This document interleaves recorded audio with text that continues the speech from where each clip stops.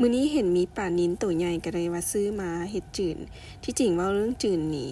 ปลาใดก็จืนแซ่บเนาะถ้าเป็นประเภทพวกจืนพวกทอดก่อนอื่นเฮาก็ต้องล้างบอนที่มันสำคัญที่มันมักเฮ็ดให้คาวเนาะก็คือท้องปลาแล้วก็ตัวปลามันอาจจะมีเกล็ดหรือว่ามันอาจจะมีเมือกน้อยนึงเฮาก็ต้องถูต้องล้างให้สะอาดถ้าว่าบ่มั่นใจแล้วก็อยากให้ล้างให้แบบบ่ใช้เวลาโดนเฮาก็ใส่เกลือไปนำ พอเกลือมันจะดูดซับพวกเมือกแล้วก็พวกอันเฮ็ดให้มีกลิ่นของป่าออกไปได้ไว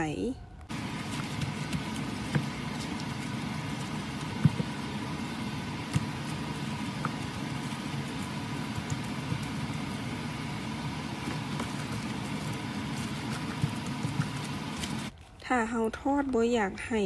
น้ำมันกระเด็นหรือว่าฟงใส่เฮาหลายเนาะเฮาก็ต้องมาซับก่อนซับให้สะอาด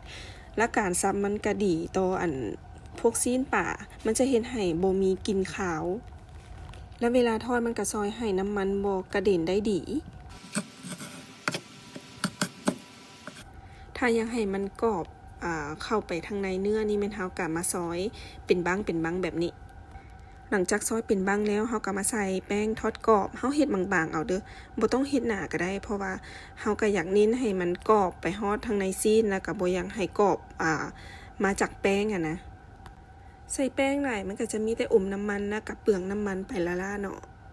ถ้าเฮ็ดแป้งบางๆแต่อยากให้มันกรอบแม่นใส่แป้งที่เป็นแป้งโกกิแต่ว่าถ้าว่ามักแป้งหนาๆแม่นเฮาบ่ต้องเอาแป้งโกกิเด้อถ้าเฮาใส่หลายแล้วมันหนาแล้วมันจะเฮ็ดให้แข็งอาจจะเป็นเอาแป้งแบบซุปแป้งทอดมันเป็นอีกประเภทหนึ่งมันเป็นแป้งสาลีนะเพราะตัวนั้นมันจะเหมาะกับผู้ที่แบบมักเฮ็ดแป้งหนาๆในการทอดอันนี้แม่นตั้งใส่น้ำมันหน่อยเนาะแต่ว่า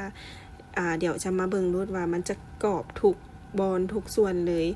เพราะว่าตั้งอยากใส่น้ำมันหน่อยบ่อยากให้แบบว่ามันอมน้ำมันหลายแต่เฮาก็เลยว่าใช้วิธีแบบนี้หั่นนะคือเงียงไปเงียงมาจังซี่แหละแล้วก็ค่อยๆแบบว่ามันเอาบวงไปหดใส่หัวมันพอให้มันแบบสุกหั่นนะบ่ต้องถึงขั้นกรอบก็ได้อันนี้แม่นมาเฮ็ดน้ำจิ้มเพื่อจะราดใส่ปลาเนาะจะมีน้ำปลา5บวงต่อน้ำตาล2บวงเด้อ หลังจากนั้นก็ต้มน้ำน้อยนึงเพื่อเอามาผสมกับน้ำจิ้มที่เฮาปรุงเมื่อกี้นี้เนาะมันก็จะออกมาหน้าตาแบบนี้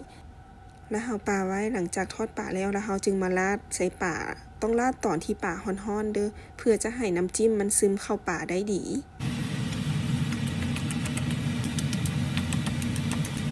อันนี้แม่นขอให้ฟังเสียงกรอบเนาะมันก็กรอบทุกส่วนอีหลีหันนะแต่ว่าก็สำคัญเวลาที่เฮาทอดเนาะเฮาก็มันแบบปิ้นไปปิ้นมาแบบคือเงียงมันนั่นแหละถ้าว่าไผแบบสะดวกขี้คร้านยืนเนาะก็ใส่น้ำมันท่วมไปโลดอันนี้มีน้ำจิ้มเสริมมาหน่อยนึงเพื่อผู้ที่มักจิ้มเนาะ